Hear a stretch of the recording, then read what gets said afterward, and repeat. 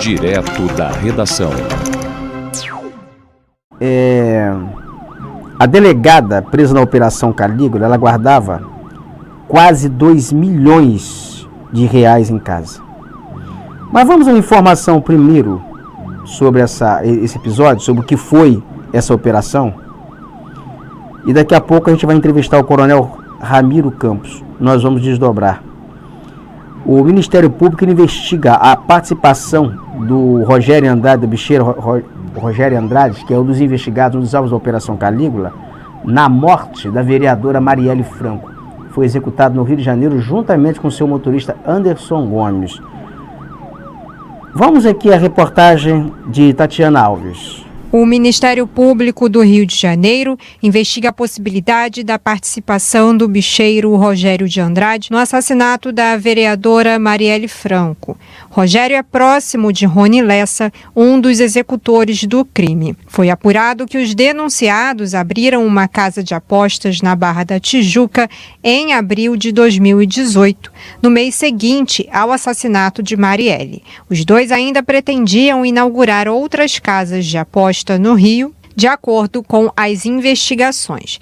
A informação foi dada durante uma coletiva do Ministério Público nesta terça-feira sobre a Operação Calígula. O promotor Fabiano Cossermelli explica que a parceria entre Rogério de Andrade e Rony Lessa é apontada nas denúncias como antiga. A organização criminosa liderada por Rogério de Andrade já tem atuação aqui, especialmente no estado do Rio de Janeiro, há muito tempo. Em meados de 2009, pelo menos, a relação deles vem à tona com o episódio da explosão de bomba no carro do Rony Lessa, na qual ele perde a perna e ele era apontado como um dos chefes de segurança de Rogério de Andrade. Próximo ao homicídio de Marielle, eles se reaproximam. O homicídio acontece em março de 2018 e a partir de abril de 2018 eles voltam a interagir. O bingo, financiado por Rogério e administrado por Rony, foi fechado pela Polícia Militar na inauguração. Dias depois, a mesma casa foi reaberta e as máquinas apreendidas foram liberadas após ajustes com policiais civis e militares. Rogério de Andrade é acusado de comandar uma estrutura criminosa voltada à exploração de jogos de azar, não apenas no Rio de Janeiro, mas em estados do Nordeste e do Sul. As atividades se baseiam na corrupção de agentes públicos e no emprego de violência contra concorrentes e desafetos. Atualmente, Andrade está fora do Brasil. Pelo menos 11 pessoas já foram presas, entre elas o delegado Marcos Cipriano, acusado de envolvimento em esquema de propina, e a delegada Adriana Belém, que teve a prisão preventiva decretada após ser flagrada com aproximadamente R$1.800.000 em espécie. Ela foi denunciada por corrupção. Em nota, a Polícia Civil informou que ambos os delegados alvos da operação não têm cargos e que neste momento estão afastados e lotados em outros órgãos. A Corregedoria Geral da instituição solicitará acesso às investigações para dar andamento aos processos administrativos necessários. A defesa de Rogério de Andrade avaliou a operação como desnecessária e desrespeitosa com a determinação do Supremo Tribunal Federal, que em fevereiro trancou a investigação contra o contraventor acusado de envolvimento na morte do bicheiro Fernando Inácio em 2020. Da Rádio Nacional no Rio de Janeiro, Tatiana Alves. Comandante Ramiro Campos, ex-comandante de batalhões da Polícia Militar, coronel da PM. Eu vou conversar com o comandante Ramiro sobre esse episódio. Comandante, o senhor me ouve bem? Muito bom dia, meu amigo Roberto. Hoje estou te ouvindo perfeitamente. Não estou na estrada e dá para ouvir bem. Ah, perfeito. Tá bom aí, tá chegando bem aí o som, a técnica aí, tá bem aí? O Robinho? O Robinho? Hoje parece até que tá você está aqui do meu lado. Ah, então perfeito. Ô comandante, esse episódio de ontem, da Operação Calígula, o senhor acompanhou a reportagem aí sobre o Rogério Andrade, está foragido, está fora do Brasil, está em Porto Rico. Pelo menos foi o embarque dele. Sim. Mas eu gostaria de Sim. chamar a atenção do senhor para um episódio. São os delegados que foram presos, especialmente a delegada, que foi a Adriana Belém. Na casa dela foram encontrados quase 2 milhões de reais em espécie. O senhor acha que isso é comum? Seria uma quantia irrelevante para os padrões financeiros de uma delegada? Ou é uma quantia vultosa, o comandante? Bom, Roberto, antes de tudo, muito bom dia a você, muito bom dia a todos os ouvintes do Portal Viu. Essa quantia de 2 milhões guardadas, né, no close de uma casa, eu até falo para as pessoas, dei 2 entrevistas sobre isso. Depende do prisma, do ponto de ótica. De um delegado, de um coronel da polícia, é um valor oceânico, que é impossível de ter. Agora, do Roberto Barbosa, do Portal Viu, isso aí você tem aí agora, na sua bancada aí, as pessoas estão em casa, vendo essa bancada. Livros. Mas é fruto de trabalho, porque eu conheço você, não é de hoje, é fruto do trabalho. Mas o que eu quero te dizer, Roberto, é o seguinte: vamos fazer uma macroanálise do fato. É claro que é impossível, né, você ter em casa um valor desse, né? Uma delegada hoje, o salário de um delegado médio está em torno de 20 a 25 mil reais. Essa delegada, ela mora num condomínio luxuosíssimo na Barra da Tijuca. Os apartamentos ali avaliados em 3 milhões de reais. Então é só a gente fazer a conta, né? Uma delegada que ganha 25 mil reais, um apartamento avaliado em 3 milhões, mais 2 milhões guardado no close, né? Então é isso que a gente tem que fazer uma macroanálise. Até que ponto isso é verdade? É claro que é impossível. Ela vai ter que se explicar. Não estou aqui fazendo um pré-julgamento, mas ela vai ter que se explicar muito bem mesmo, como que esse dinheiro está guardado na casa dela. E certamente ela vai ter a resposta. Mas, Roberto, o que me desperta mais atenção não é ela ou outro delegado estar envolvido com a contravenção, porque isso sempre existiu. O que me desperta a atenção é a capilarização do crime no tecido social. Essa delegada, você deve se lembrar do fato, há 3, 4 anos atrás, ela estava investigando aquele jogador de futebol, Adriano, que foi do Flamengo, né? Conhecido como o Imperador. Ela estava investigando ele por envolvimento dele com traficantes da Vila Cruzeiro, e vazou, à época, um vídeo dela na casa, né, do Adriano, no churrasco, ela sentada no colo do Adriano, cantando pagode, bebendo, não é? Aí veja bem, uma delegada investigando um suspeito, e ela na casa, flagrado um vídeo que vazou, um vídeo íntimo dela na festa, numa reunião social na casa da pessoa que ela está investigando. E isso viralizou pelo país todo. Aí eu te faço uma pergunta: cadê os órgãos correcionais que deveriam estar investigando essa mulher? E, Roberto, uma coisa mais importante ainda, muito mais importante, essa mulher, ela estava à disposição da Prefeitura do Rio de Janeiro, trabalhando em uma das secretarias colocadas pelo prefeito do Rio, Eduardo Paes. Aí eu te faço uma pergunta: essa mulher com um histórico desse, que o Brasil todo soube, né, que ela investigando lá o Adriano e tinha intimidades com ele, os vídeos que ela viria candidata a deputada estadual, ela só fazia vídeos ostentando um padrão de vida totalmente incompatível com o dela. Tanto que um dos vídeos que ela fez recentemente, eu até passou assim, eu vi ela comprando pro filho dela um presentinho, um mimo pro filho dela. Uma Land Rover avaliada em 280 mil reais. Um mimozinho assim, né, que a mamãezinha vai e compra, igual você, igual a mim, quando eu vou assim na farmácia, vou comprar esse mimo aqui pra minha filha. Então ela comprou um mimo, a Land Rover, avaliada em 280 mil reais. Então isso tudo é perceptível aos olhos de todo mundo, isso tudo público.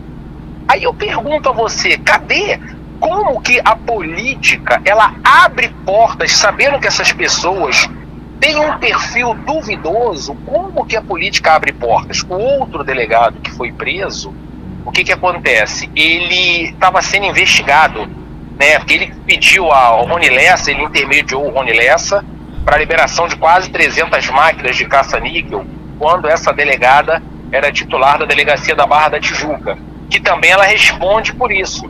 Então, e esse delegado, o homem, estava num alto cargo nomeado pelo governo do estado do Rio de Janeiro.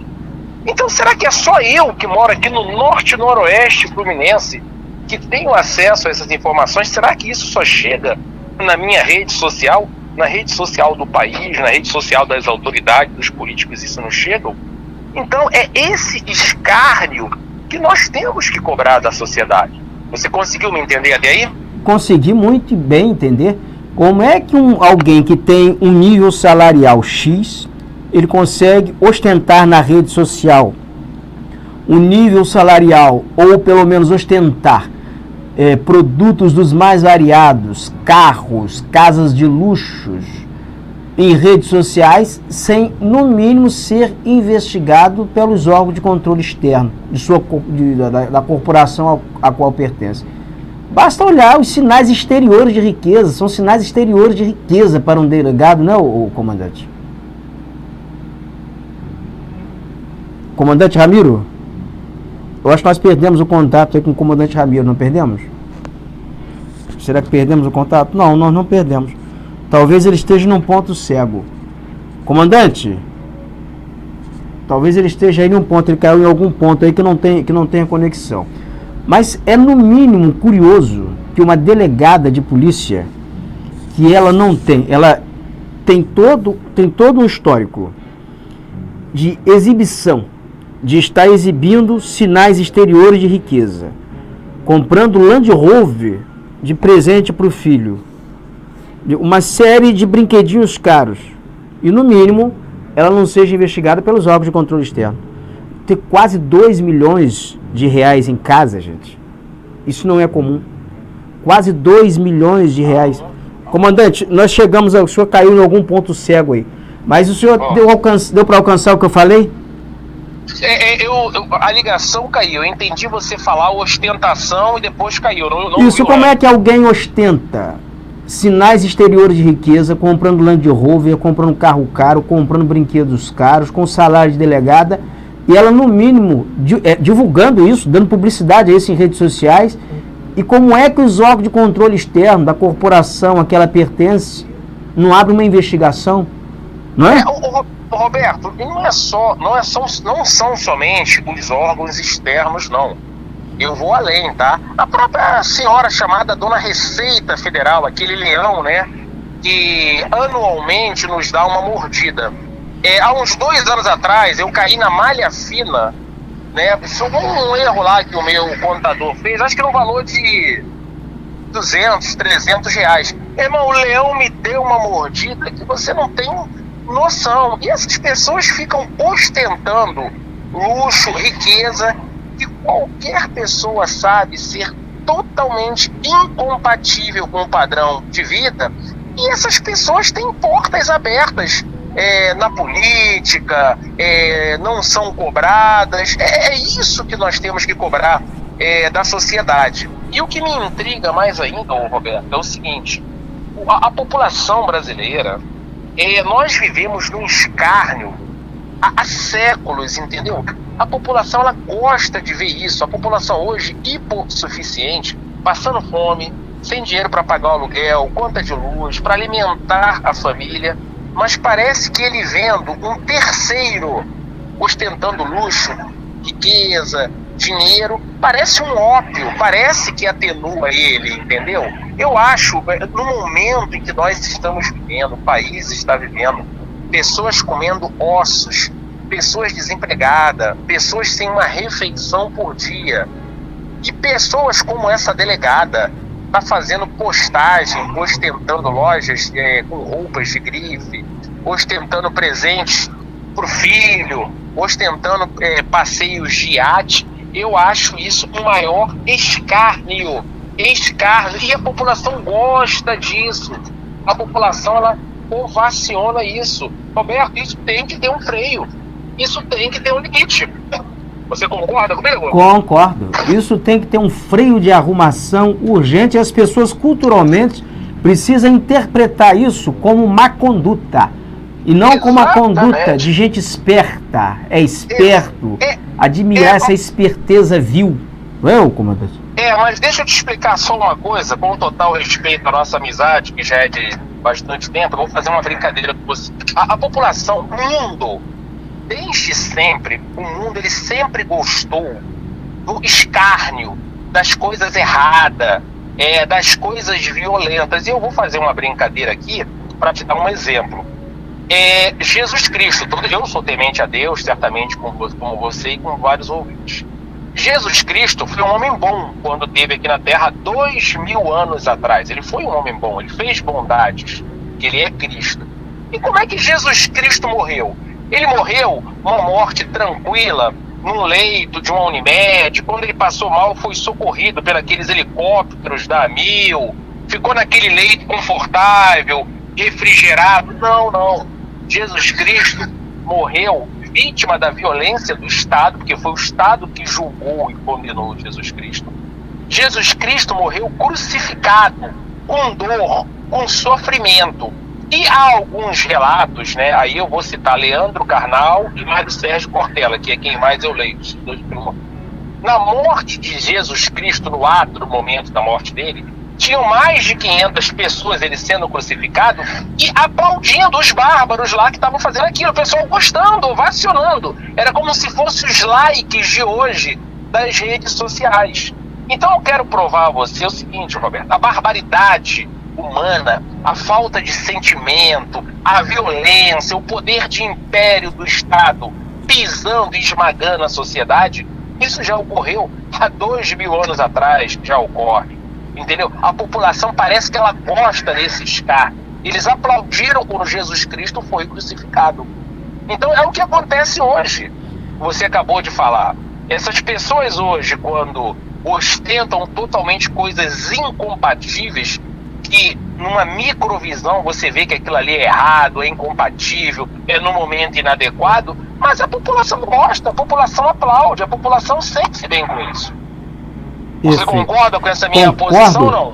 Em gênero, número e grau, comandante. Se Jesus Cristo voltasse hoje à Terra, ele seria crucificado de novo, seria considerado um otário, e tem muita gente que chamaria de comunista, o escambau, e mataria de novo, condenaria de novo.